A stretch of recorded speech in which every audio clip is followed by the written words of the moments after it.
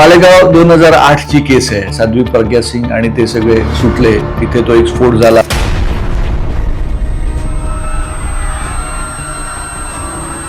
मग हिंदुत्ववादी त्याच्यात आरोपी आले.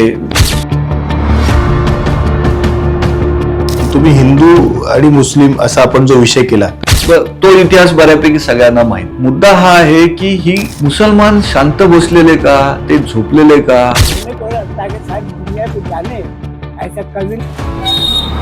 दुसरीकडे दाभोळकर प्रकरणात तर त्या खून झाल्यानंतर जेमतेम 1.5-2 वर्षात दाभोळकर कुटुंबीय उच्च न्यायालयात गेले. आणि महत्वाची गोष्ट अशी आहे की काही केसेस कोर्टाला वेळ नाही म्हणून तारखा पडतात. जिथे हिंदुत्ववादी आरोपी आहेत ना, तिथे हा पॅटर्न. सर तनसेजुदा अमरावतीला डॉक्टर उमेश कोल्हेंची हत्या झाली. पानसरे दाभोळकरांचे कुटुंबियांनी काय मीडिया समोर ते यायचे. उमेश कोल्हेंची प्रसिद्धी तेवढी झालीच नाही. त्या रोहिंग्या मुस्लिमांचा कळवळा आमच्या इथल्या त्या रझा अकादमीला आला महाराष्ट्रातल्या, आणि मग त्यांनी त्या आझाद मैदानावर एक दंगल केली.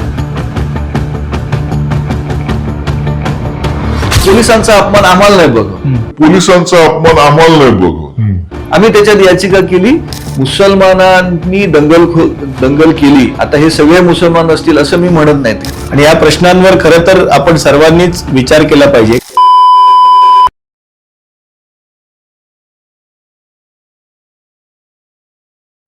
नमस्कार, मी सर्वप्रथम आजच्या या पॉडकास्टमध्ये सर्वांचं हार्दिक स्वागत करतो. आणि आजच्या पॉडकास्टमध्ये एक विशेष असं व्यक्तिमत्व आपल्या सोबत आहे की जे हायकोर्टमध्ये, सुप्रीम कोर्टमध्ये एवढंच नव्हे तर अनेक ट्रिब्युनलमध्ये सामाजिक असतील, धार्मिक असतील, सांस्कृतिक असतील अशा विषयांमध्ये सत्याची आणि न्यायाची बाजू लढवतात, हिंदुत्ववाद्यांच्या केसेस लढवतात. असे योद्धा अधिवक्ता वीरेंद्रजी आज पॉडकास्टमध्ये आपल्या सोबत आहेत. सर्वप्रथम मी आपल्या सर्वांच्या वतीने वीरेंद्रजींचं स्वागत करतो. आतापर्यंत अनेक अशा संवेदनशील केसेसमध्ये वीरेंद्रजींनी अत्यंत हिंदुत्ववाद्यांच्या पाठीशी खंबीरपणे उभं राहून त्यांची न्याय्य बाजू मांडलेली आहे आणि त्यासाठी ते प्रसिद्धही आहेत. आणि ही कोर्टात बाजू मांडताना कायद्याची प्रक्रिया असते किंवा हा विषय असतो, पण ओव्हरऑल या सगळ्या गोष्टीच्या मागे सांस्कृतिक, धार्मिक अशी काही एक आपण म्हणू शकतो की एक पाठबळ आहे किंवा काही विचारांचा त्याच्यामध्ये समावेश असतो. तर वीरेंद्रजी, मला तुम्हाला असं विचारायचंय की तुम्ही या सगळ्या केसेस लढवता, विशेष करून हिंदुत्ववाद्यांचे एक कैवारी म्हणून तुमची ओळख आहे. तर हिंदुत्ववाद्यांची एक विचारधारा किंवा ओव्हरऑल एक हिंदू समाज, तर ह्या दृष्टीने तुम्हाला मानसिकतेच्या संदर्भात काही अनुभव आला असेल की हिंदुत्ववाद्यांची अशा सगळ्या घटनांमध्ये काय मानसिकता असते किंवा कशा पद्धतीने ते याला डील करतात, त्याविषयी तुम्ही सर्वप्रथम आम्हाला सांगू शकता. नाही, हा एक फार फार महत्वाचा विषय आहे. अर्थात त्याच्या आधी मी एवढं नक्की म्हणेन की कैवारी हा थोडा मोठा शब्द आहे. मी शिवाजी महाराजांच्या त्या भगव्या खालचा एक मावळा आहे. त्या दृष्टीने तो इतिहास किंवा लिगल क्षेत्रात जे काही धर्मासाठी आणि राष्ट्रासाठी पॉझिटिव्हली करता येईल तो करण्याचा हा प्रयत्न आहे. याच्या पलीकडे अजून बऱ्याच गोष्टी व्हायला पाहिजेत, बरेच जण ह्याच्यात आले पाहिजेत, तर काहीतरी आपण अजून या देशाला चांगलं देऊ शकू, हा एक भाग आहे त्याच्यातला. पण तुमच्या प्रश्नाकडे मी माझा प्रवास सांगतो की हे मी कसं बघत गेलोय आणि काय कुठून ते सुरुवात झालं. मालेगाव 2008 ची केस आहे. साध्वी प्रज्ञा सिंग आणि ते सगळे सुटले, तिथे तो एक स्फोट झाला. मग हिंदुत्ववादी त्याच्यात आरोपी आले. तो इतिहास बऱ्यापैकी सगळ्यांना माहिती आहे. त्यातला एक महत्वाचा भाग असा होता की जिथे स्फोट झाला आणि मग तिथे काही मुसलमान मृत झाले, त्यांच्यापैकी कोणतरी विक्टिम्स म्हणजे ज्यांचा मुलगा गेला, ज्यांचं हे गेले ते गेले, त्यांच्या वतीने 1 किंवा 2 वकील सतत खटला चालत असताना उभे राहायचे. रोज एक वकील त्यांचा असायचा. ह्या हिंदू आरोपींनी कधी हायकोर्टात, सुप्रीम कोर्टात जामिनांसाठी अर्ज केले, कधी अजून कुठल्या तरी कारणांसाठी अर्ज केले. तिथेही मुसलमानांच्या बाजूने पक्ष मांडण्यासाठी वकील असायचा. कधी तो हिंदू असायचा, कधी मुसलमान असायचा, तो मुद्दा नाहीये. पण मुद्दा हा आहे की ही ट्रायल जेव्हा सुरू होती तेव्हा मुसलमान शांत बसलेले का, ते झोपलेले का, त्यांच्या वतीने कोर्टात काय सुरू आहे याकडे कोणच लक्ष देत नव्हतं का? याचं उत्तर आहे नाही. त्यांच्याकडून कोणतरी याकडे लक्ष ठेवून होतं. उदाहरणार्थ जामीन मिळाला नाही पाहिजे यासाठी ते त्यांची भूमिका मांडत होते. ती भूमिका योग्य होती अयोग्य होती हा मुद्दा नाहीये. भूमिका ते मांडत होते, लक्ष ठेवून होते. ही झाली एक केस. दुसरीकडे दाभोळकर पानसरे खटल्यामधल्या आरोपींचा मी वकील आहे. दाभोळकर प्रकरणात तर त्या खून झाल्यानंतर जेमतेम 1.5-2 वर्षात दाभोळकर कुटुंबीय उच्च न्यायालयात गेले. आता त्याला एक वेगळी परत किनार आहे की उच्च न्यायालयाचे एक न्यायमूर्ती SC धर्माधिकारी, सत्यरंजन चंद्रशेखर धर्माधिकारी असं त्यांचं नाव, यांचे वडील चंद्रशेखर धर्माधिकारी हे दाभोळकरांच्या त्या अंधश्रद्धा निर्मूलन कायद्याच्या एकूण प्रक्रियेत त्यांचे सहकारी म्हणा किंवा त्यांच्या सोबत काम करत होते म्हणा, असं सगळं ते आहे. तर यात SC धर्माधिकारींसमोर ही सतत केस 4-5 वर्ष लागली. आणि महत्वाची गोष्ट अशी आहे की काही केसेस कोर्टाला वेळ नाही म्हणून तारखा पडतात. आपण सगळे बघता की अनेक केसेसना म्हणजे तारीख पे तारीख, हे काही वेगळं मी म्हणायची गोष्ट नाही, लोकांच्या मनात हे आता आहे. पण ह्या केसला जी सुप्रीम हायकोर्टात जी खटल्यावर किंवा हे तपासावर हायकोर्टाने लक्ष ठेवावं, देखरेख करावी, ही जी यांची दाभोळकर आणि पानसरे कुटुंबियांची याचिका होती, तर त्याला अशी तारीख धर्माधिकारींच्या काळात कधी पडली नाही की आज धर्माधिकारी साहेबांना वेळ नाही त्यामुळे मग ते आपोआप त्याला तारीख पडली, असं कधी त्याला झालं नाही. ती त्या तारखेला पहिली सकाळी सुनावणीला यायची. आता हा योगायोग होता की हे जाणीवपूर्वक काय होतं मला त्याची कल्पना आहे. होतं तो आता हा झाला उपमुद्दा. पण ते लक्ष ठेवून होते. तपास होत नाहीये, ते हायकोर्टात गेले. हायकोर्टाने त्यांची याचिका जेव्हा आता तुमचं काम झालंय, आता 8 वर्ष आम्ही जवळजवळ हे सगळं लक्ष ठेवलं, आता बस झालं असं जेव्हा हायकोर्ट म्हणाले, हे सुप्रीम कोर्टात गेले.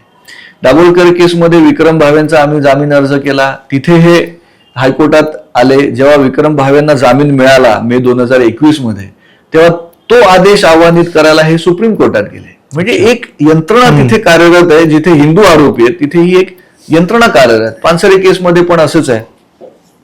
म्हणजे आता हल्ली डॉक्टर तावड्यांना जामीन मिळाला, म्हणजे जामीन आधी झाला, तो पुन्हा खालच्या कोर्टाने रद्द केला आणि ती कारणं खरी चुकीची होती पूर्णपणे, आणि उच्च न्यायालयाने नशिबाने ती मांडलं. पण तिथेही हे कुटुंबीय होते. आता हा पॅटर्न आहे. हा पॅटर्न जिथे हिंदुत्ववादी आरोपी आहेत ना, तिथे हा पॅटर्न आहे. पण मग दुसरीकडे बघा, आपल्याला सगळ्यांना माहितीये सर तनसेजुदा अमरावतीला डॉक्टर उमेश कोल्हे यांची हत्या झाली. आज त्या केसचं काय आहे मी तुम्हाला विचारतो, माहितीये? मी छाती ठोकपणे सांगतो आपल्यापैकी कोणालाच माहित नाहीये की त्याच्यात काय चार्जशीट आलं, किती आरोपी आहेत, त्यांना जामीन झाला की नाही झाला, नाही कोणाला माहिती. जालना, पूर्णा, परभणी मध्ये काही ब्लास्ट झाले आणि म्हणून त्या हिंदुत्ववाद्यांना अटक झाली, त्यांच्यावर केसेस चालू होत्या. आपल्याला माहितच नसतात या गोष्टी. या मुलांना, हे जे आरोपी होते यांचा घातपात घडवून आणायचा एक कट रचला गेलेला. म्हणजे यांनी ते ब्लास्ट केलेत ना, मग ते निर्दोष असोत दोषी असोत, कोर्ट कधी ठरवेल ते ठरवेल, पण ह्यांना आरोपी म्हटलं ना, आम्ही ह्यांच्या जीवाशी खेळू, अशा स्वरूपाचा एक कट रचला गेलेला. त्या पोरांचं, ते जे कोण आरोपी त्याच्यात होते, मग पुन्हा ते एका विशिष्ट धर्माचे होते का वगैरे असं सगळं आहे. त्या केस आम्हाला माहितच नाही. आम्ही ह्या पेचातच नाही पडत की असंही कधीतरी बघायचं असतं. आता उमेश कोल्हेंची केस आहे, भीमा कोरेगाव ते कोरेगाव भीमा जे काही आहे ती केस आहे. नक्की काय सुरू आहे? आम्ही हिंदू असं बघतच नाही कधी. आता जेव्हा मी हे बघायला लागलो, हा पॅटर्न दिसतो. मित्रांनो, हा पॅटर्न चांगला आहे वाईट आहे तुम्ही ठरवा, पण हा पॅटर्न मी तर बघितला. बरं, तिसरीकडे मी अनेकदा हा मुद्दा सांगतो, ही महाराष्ट्राची एक भळभळती जखम आहे का असं बघायला पाहिजे. 2012चा विषय आहे. त्या रोहिंग्या मुस्लिमांचा कळवळा आमच्या इथल्या त्या रझा अकादमीला आला महाराष्ट्रातल्या, आणि मग त्यांनी त्या आझाद मैदानावर एक दंगल केली. त्या दंगलीमध्ये त्यांनी मुसलमान हे सगळे जे त्यांच्या समर्थनासाठी आलेले, त्यांनी पोलिसांना फटकवलं, त्यांनी पत्रकारांना फटकवलं, त्यांनी मीडियाच्या ओबिगान जाळल्या, त्यांनी महिला पोलिसांचे कपडे फाडले. म्हणजे तो आता ते वाक्य कसं आलंय ना, त्या महिला पोलिसांची स्टेटमेंट्स आहेत माझ्याकडे. त्या मध्यमवर्गीय ओबीसी मराठा वर्गातल्या सगळ्या गावाकडून आलेल्या मुली आहेत. म्हणजे ज्यांनी काहीतरी, एखादा शेतकरी कुटुंबातली मुलगी म्हणते मी काहीतरी नवीन करिअर करीन, अशी मुलगी मुंबईत पोस्टिंगला येते, तिच्याशी झालेल्या ह्या गोष्टी आहेत. मला कळत नाही त्या जरांगे पाटलांपर्यंत हे कधी कोणी पाठवलं की नाही. ते त्यांना न्याय नाही मिळालेला. आजही ती केस संपलेली नाहीये. वर्ष झाली त्याला. आरोपी कोर्टासमोर नाहीयेत. आम्ही त्याच्यात याचिका, पोलिसांचा अपमान आम्हाला नाही बघवला. आम्ही त्याच्यात याचिका केली की अरे जे काही दंगलीचं नुकसान झालंय ती ह्यांच्याकडून भरपाई करून घ्या ज्यांनी दंगल केली ती तरतूद आहे. म्हणजे शिवसेना भाजपकडून असा दंड 2009-10च्या दरम्यान भरून घेतलेला आहे. आजही तो दंड वसूल नाही झालेला. आधी सरकार म्हणालं 2.25 कोटी, मग म्हणालं फक्त 36 लाख. ठीक आहे, 36 लाख तर 36 लाख भरून घ्या ना, एक पैशाची ती भरपाई नाहीये. आणि आजही आरोपी तसेच मोकाट आहेत. आमचं कोणाचंच याकडे लक्ष नाही. आता ह्याचा दुष्परिणाम काय होतो असं मला वाटतं. माझं बरोबरच आहे असं मी अजिबात म्हणत नाही. तुम्ही पॅटर्न बघा. मुसलमानांनी दंगल केली. आता हे सगळे मुसलमान असतील असं मी म्हणत नाही. कदाचित ते असतील, कदाचित याच्या विरोधात काही असतील, मी बघितलं नाहीये, पण असू शकतात. तर या दंगलीत शिक्षा होत नाही म्हटल्यावरती कदाचित असं झालंय का की गेल्या 4-5 वर्षात म्हणजे मध्ये उद्धव ठाकरे जेव्हा मुख्यमंत्री होते त्या कोरोना काळामध्ये त्या नांदेड किंवा अमरावतीला दंगल झाली, मग अकोल्याला दंगल झाली, मग हल्ली छावा सिनेमा आल्यानंतर त्या औरंगजेबाच्या विरोधात जे महाराष्ट्रात नागपूरला दंगल झाली. नागपूरला जी दंगल झाली आहे ना त्याचा FIR आहे माझ्याकडे. पोलिसांना आई बहिणीवरून शिव्या घातल्यात, पोलिसांना मारलंय आणि पुन्हा एक महिला पोलीस म्हणते मला विवस्त्र करण्याचा प्रयत्न केला आणि मला लज्जा उत्पन्न होईल असे वागले. आता ह्याच्या पलीकडे ती काय सांगणार आहे? बापरे. मग इथे परत नाही ते नाही विचारायचं. नुकसान भरपाईची प्रक्रिया झाली का माहित नाही. मग आता हा पॅटर्न आला त्याच्या मागे त्यावेळेची निष्क्रियता होती का ही मी उदाहरणं सांगतो. म्हणजे इथे हिंदू समाज एकदा ती केस काही बातम्या सुरुवातीला लागतात, काही मोर्चे निघतात, काही काहीतरी होतं, पुढे सगळे शांत असतात. इथे लक्ष कोण ठेवून राहतो का? नक्षलवाद्यांच्या विरोधातल्या केसेस महाराष्ट्रात खूप साऱ्या आहेत, पण काय झालं पुढे आम्ही कोण बघतच नाही. पण वीरेंद्र हा पॅटर्न बोला. याच्यात मला एक काय विचारायचं होतं की तुम्ही हिंदू आणि मुस्लिम असा आपण जो विषय केला, पानसरे दाभोळकरांचे कुटुंबियांनी फॉलोअप घ्यायचे, कायम मीडिया समोर ते यायचे आणि बऱ्याच काही गोष्टी कायम त्यांच्या यायच्या. म्हणजे त्यांच्या केसेसची जेवढी मीडियामध्ये प्रसिद्धी झाली, उमेश कोल्हेंची प्रसिद्धी तेवढी झालीच नाही. किंबहुना उमेश कोल्हेंच्या पत्नीला किंवा त्यांच्या कुटुंबियांना अजून महाराष्ट्रासमोर किती जण ओळखतात माहित नाही. बरं, सगळे हे कुटुंबीय हिंदूच आहेत. म्हणजे दाभोळकर आणि पानसरेंचे कुटुंबीय हिंदूच आहेत, हे पण हिंदूच आहेत. पण तुम्हाला असं काही याच्यात म्हणायचं आहे का की कोल्हेंचे कुटुंबियांनी त्याचा फॉलोअप घेण्यात ते कमी पडतायत किंवा यांच्या कुटुंबियांना कोणीतरी एक पाठबळ देऊन त्यांना ते पुढे आणण्यासाठी प्रयत्न, म्हणजे नेमकं काय त्यांचे प्रयत्नच कमी पडतायत की म्हणजे ह्याचं नेमकं उलगडा कसा होईल? अगदी बरोबर. मी त्याच्याचकडे येतो. मग मी थोडं म्हणजे काय प्रस्तावनेला गडाभर तेल म्हणाल, पण ही उदाहरणं थांबवता येत नाहीत इतकी जास्त येतो. प्रॉब्लेम हा आहे. खरंय. मग ह्याचा पॅटर्न आता उमेश कोल्हेंचं कुटुंबीय याच्यात लक्ष घालणार की घरातला कर्ता पुरुष गेला त्या दुःखातून सावरून घर चालवणार, हा शेवटी एक वैयक्तिक मुद्दा आहे. पण पॅटर्न म्हणून जेव्हा बघतो तेव्हा त्या पॅटर्नच्या मुळाशी जायला लागतं. मी जे बघितलं ते मी तुम्हाला सांगतो. ह्याच्यात एक पॅटर्न काय दिसतो की जसं आता मी अजून एक उदाहरण देतो. म्हणजे उदाहरणातच, पण ही उदाहरणं महत्वाची आहेत की हे दाभोळकर पानसरे आता तो विषय आला म्हणून हे 4 खून ते म्हणतात कम्युनिस्टांचे झाले, हिंदुत्ववाद्यांनी केले वगैरे वगैरे वगैरे. वादाकरता गृहीत धरू की काही 4 कम्युनिस्टांना हिंदुत्ववाद्यांनी मारले. आता जे अटक झाले त्यांनी मारले, अजून कोणी मारले ह्याच्यात पण जाऊया नको, ह्या कशातच जाऊया नको. एक थिअरी म्हणून आपण मान्य करू, ठीक आहे बाबा 4 कम्युनिस्ट आरोप आहेत त्यांच्यावर, आहे, ठीक आहे. आपण वादा करता म्हणजे हा त्या केसचा मुद्दा नाही. जेव्हा आपण एखाद्याला जागतिक फ्रेम मध्ये किंवा भारताच्या देशाच्याच फ्रेम मध्ये बघतो, एक समाजाच्या फ्रेम मध्ये, त्या अनालिसिस कडे मी जाऊ इच्छितो. तर ठीक आहे, 4 कम्युनिस्टांना हिंदुत्ववाद्यांनी मारले म्हणजे एक कुठेतरी एक नोटिफाईड झालं की हे स्टॅटिस्टिक्स आहे. We are on statistics. कम्युनिस्टांनी किती मारले याचा हिशोब करायला नको. बरोबर. आपण एक स्टॅटिस्टिक्स उभं करतोय ना. आता हे सगळे तुकडे जोडून टाकू, एक जिक्सॉ पझल आहे, सगळे तिकडे चिकटवून टाकू. मग माझ्या लक्षात आलं अरे कम्युनिस्टांचं तर जागतिक स्तरावरचं जे काही हत्याकांड आहे ते फार मोठं आहे. रशियात स्टॅलिनने किती मारले त्याची मोजदात नाहीये. पॉल पॉटने कंबोडियात किती मारले त्याची मोजदात नाहीये. व्हिएतनाममध्ये जे झालं त्याची मोजदात नाही. भारतापुरतं यायचं झालं आपण पश्चिम बंगाल सोडून देऊ, आपण केरळ सोडून देऊ, आम्ही फक्त महाराष्ट्र किंवा आपण फक्त नक्षलवाद घेऊ. नक्षलवाद्यांनी मारलेल्यांची संख्या आहे 14,000 पेक्षा जास्त. बरं, हे 14,000 कोण होते? ते गरीब आदिवासी होते, ते पोलीस होते, ते तिथले लोकनेते होते. अशांनाही मारलं गेलंय, पण आमच्या समोर बातम्या येतात, आम्ही ते बघतो आणि बंद करून ठेवतो. मग ही संवेदनशीलता नाहीये. हा परत पॅटर्नचा भाग आहे. मी त्या पॅटर्नकडे पुन्हा येतो. मग काय लक्षात येतं की कुठेतरी ह्या विचारसरणींच्या मागे एक जो मूळ स्रोत आहे त्या स्रोताचा आणि याचा संबंध आहे का? उदाहरणार्थ सांगायचं झालं तर इस्लाम आपण घेतलं तर ते कुराणानुसार जातात. इस्लाम आणि ख्रिश्चनिटी ते बायबल आहे यांचं कुराण आहे. त्यांना अहले किताब आहे, किताबी धर्म आहे की आमच्याकडे एक पुस्तक आहे, एक प्रेषित आहे, आम्ही त्याच्यानुसार जाणार. आता ह्या दोन विचारधारा आपण जर असं म्हटलं तर हिंदू तर ख्रिश्चन आणि इस्लाम. तिसरी विचारधारा जी हिंदुत्वाच्या विरोधातली दिसते किंवा आपल्याला वाटते ती आहे कम्युनिझमची. त्यांच्याकडे दास कॅपिटल आहे, म्हणजे इकडे दोन प्रेषित आहे, तिकडे तो प्रेषित नसेल कारण ते देव नाही मानत, पण त्या कार्ल मार्क्सला कम्युनिस्टांनी साधारण तोच दर्जा दिलेला आहे की तो जे त्याच्या तिची जी फ्रेम आहे ती फायनल. ठीक आहे. आता ह्या तिन्ही विचारसरणींना आपण बघितलं. इस्लाममध्ये कुराणामध्ये थेट आहे की बाबा काफिर सापडतील तिथे मारा, जिहाद हे तुमचं कर्तव्य, जे काही म्हणजे ते तुम्हाला गुगल करा, त्याच्या युट्यूबवरती व्हिडिओ खूप सारे मिळतील. मग त्याच्यावरती काही इस्लामिक संशोधक तथाकथित काय म्हणतात की नाही तो जिहाद तसा नसून तो आतल्या विषयाचा आहे किंवा मग ते हिंसाचाराला प्रोत्साहन नाहीये वगैरे वगैरे. पण जागतिक स्तरावरती जिहादच्या मुळे हिंसाचार झाला होतो आहे हे आंबेडकरांनी लिहिलंय. हे वेगळं काही अजून वेगळं सांगण्याची गरज नाही. हे एक विचारधारा. ख्रिश्चनिटीमध्ये काय होतं पहा, जिजसने सांगितलं की माझा धर्म वाढवा, माझं नाव पोचवा, लोकांना ख्रिश्चन करा. याला ते मॅथ्यूच्या कुठल्या तरी चॅप्टरमध्ये ते द ग्रेट मिशन असं नाव आहे. हे मिशन येशूने दिलं की माझं नाव वाढवा, ख्रिश्चनिटी वाढवा. कदाचित मिशनरी हे त्याच्यातून आलं का हा एक अभ्यास मला पण अजून करायचा, पण असू शकतं. मग त्याच्यातून एक विचारधारा झाली की पसरा, पोचा लोकांपर्यंत, कन्वर्ट करा तर माझी स्वर्गातली जागा पक्की. हे दोन्हीकडे असं काहीतरी झालंय. विस्तारवाद. येस, विस्तारवाद तिथे तसा.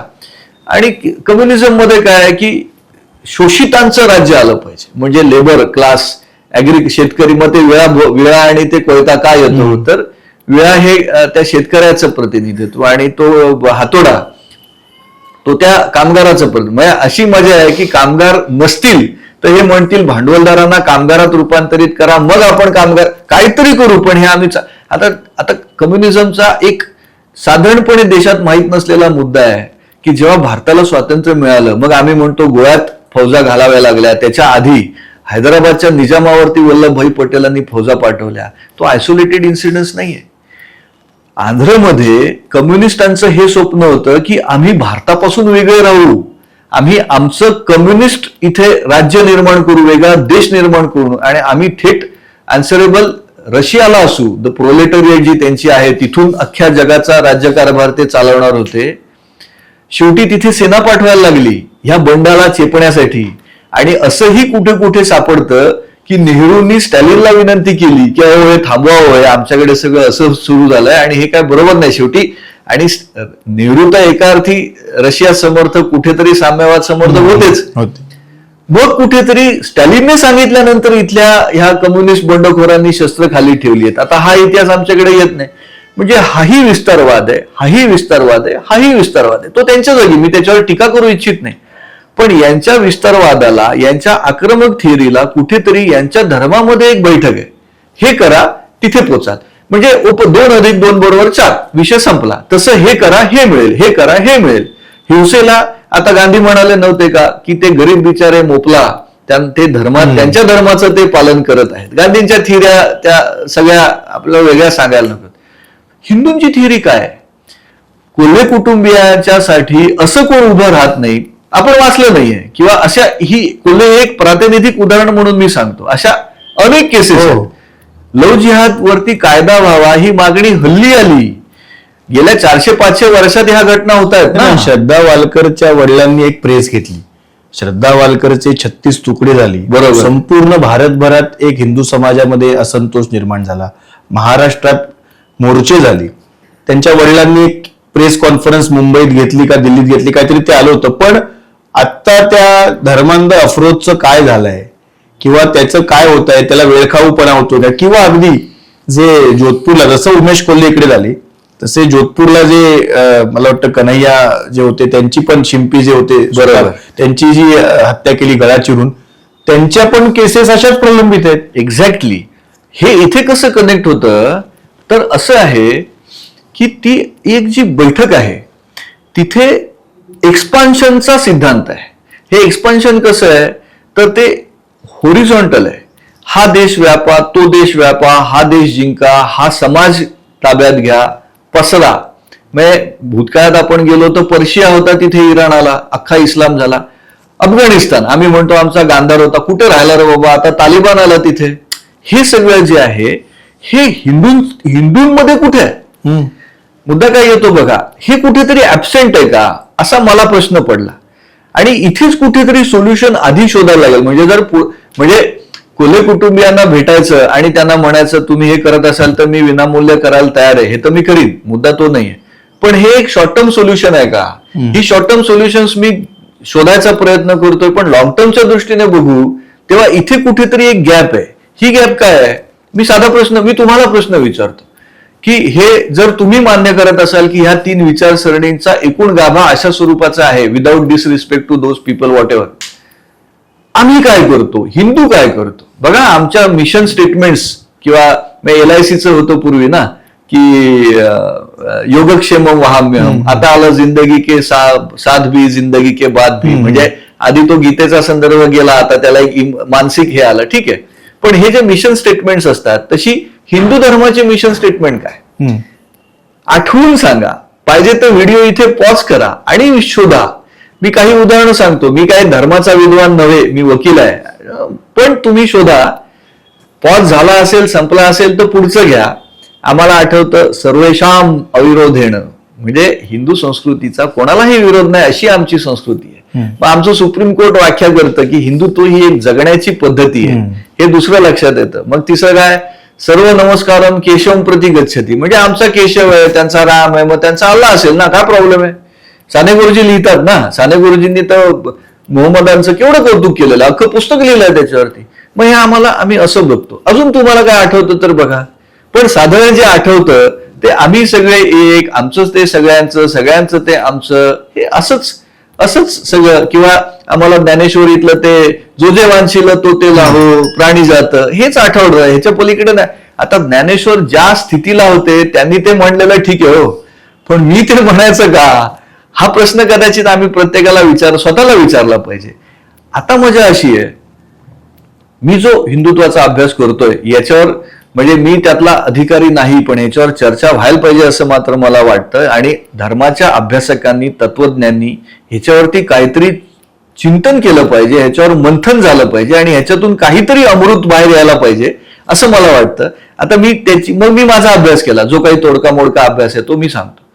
हिंदू धर्म असं म्हणत नाही की आम्ही सरेंडर व्हावं. म्हणजे जे गांधी सांगत होते की त्यांनी बलात्कार केला, करून घ्या, त्यांनी एका गालावर मारलं, दुसऱ्या गालावरती गाल पुढे करा, वगैरे वगैरे, जी काही ऍब्सर्ड थिअरीज ज्या त्याच्यातल्या आहेत, ते जे काही सगळं आहे, तर हे काही हिंदू धर्म सांगतो किंवा आमची ही अधिकृत व्याख्या आहे असं नाहीये.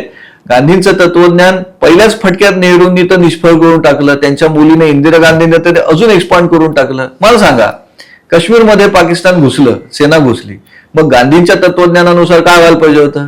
घ्या ना, अख्खं काश्मीर घ्या. कशाला माझं त्या काय ते वाराणसीत आहे ना त्यांचं, त्या गयेला का कुठेतरी आनंद भवन, सत्याग्रह करायला पाहिजे. आनंद भवन, गांधींचं, नेहरूंचं घर कुठे, जिथे कुठे आहे ते घ्या. दिल्ली घ्या, पाकिस्तान आमचंच आहे. ते बिचारे मुसलमान असा विचार करत आहेत. नेहरू म्हणाले का? नाही. आता ते UN मध्ये गेली, ही चूक झाली, सेना तर पाठवली, इकडे शांती सेना तर इंदिरा गांधींनी बांगलादेशमध्ये पाठवली. म्हणजे हे तत्वज्ञान आमच्या राज्यकर्त्यांनी मान्य नाही केलं, म्हणजे त्यांच्याच पुरस्कर्त्यांनी मान्य नाही केलं. ही एक गोष्ट, हा झाला एक पॉलिटिकल भाग. पण त्या गांधींच्या त्या थिअरीचा जो आध्यात्मिक पाया ते म्हणू इच्छित होते तो नाहीये. ऋग्वेदामध्ये घोषणा आहे कृण्वन्तो विश्वम आर्यम, हे विश्व आम्ही आर्यमय करून सोडू. आता प्रॉब्लेम काय होतो, आर्य म्हटलं की आर्य अनार्य, मग ते द्रविड, मग द्रविडावर आर्यांनी अत्याचार केले, मग आम्ही म्हणणार हे म्हणायचं की नाही. त्यांनी आधीच त्याच्यावर डाग लावून टाकला. त्यांनी आधीच तो कपडा असा मळवायचा प्रयत्न केला की तुम्ही म्हणणार अरे हे घालायचं की नाही. आता आर्य अनार्य ही अख्खी वेगळी थिअरी आहे. मी फक्त एक मुद्दा सांगू इच्छितो. आमच्या यजुर्वेदामध्ये, अथर्ववेदामध्ये असे संदर्भ आहेत की आमची संतती शत्रूला हरवणारी हो, आमची संतती अशी हो की जी महत्वाकांक्षी असेल, जी कुटील इनफ, म्हणजे तितकी पुरेशी कुटील असेल की ती शत्रूचे मनसुबे ओळखून ते उधळून लावेल. आता हे येतं ना, बरं हे तात्विक सोडा, हो वेद सोडा. मला सांगा, गीता आली, गीतेची ज्ञानेश्वरी झाली. अख्खा एक इस्कॉनचा संप्रदाय जागतिक स्तरावर आज गीतेचा प्रचार प्रसार करतो.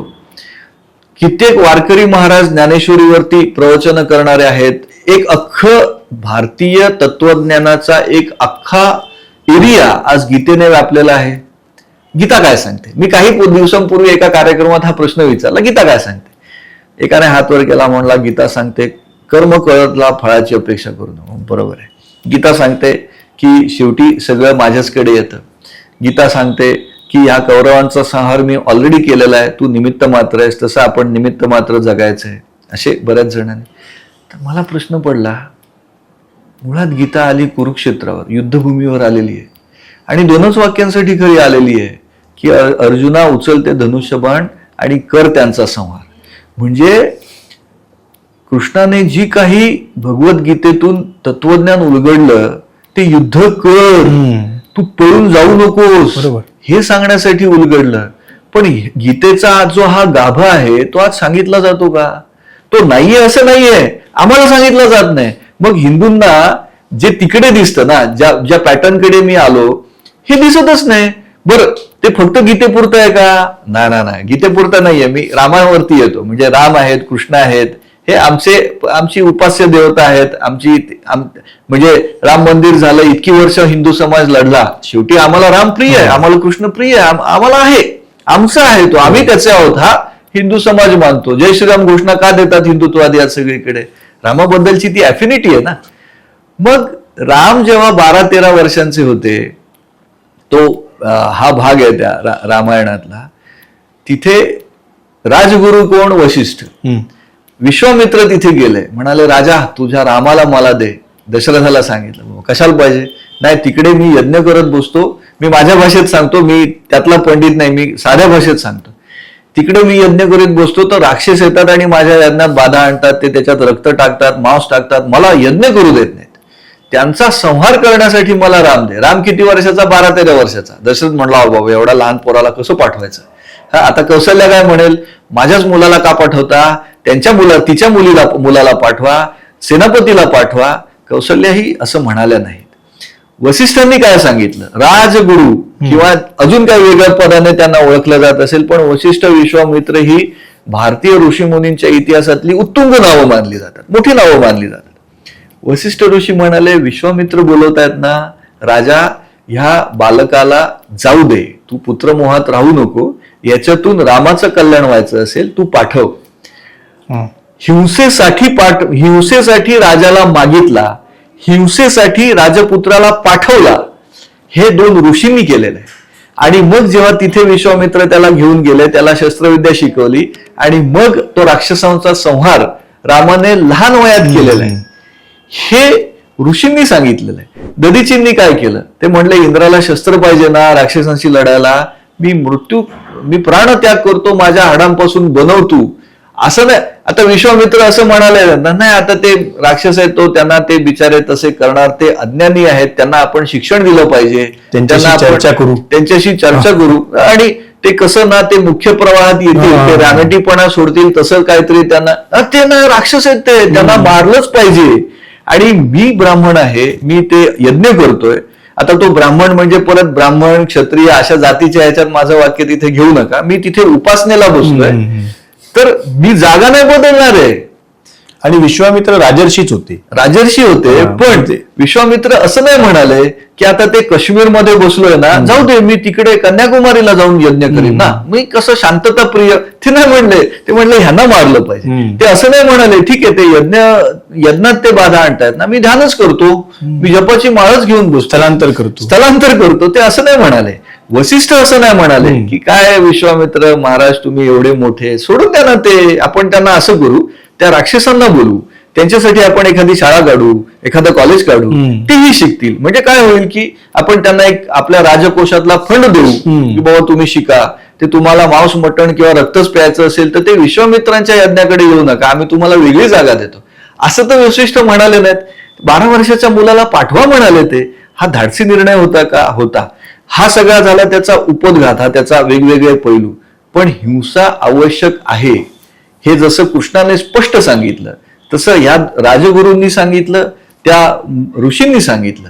आता असे अजूनही कितीतरी पैलू निघतात. आता मजा कशी आहे पहा, हे तर सोडा, आमची काली आहे, आमची दुर्गा आहे, ही सरळ युद्धभूमीतलं हे चित्र आहे ना.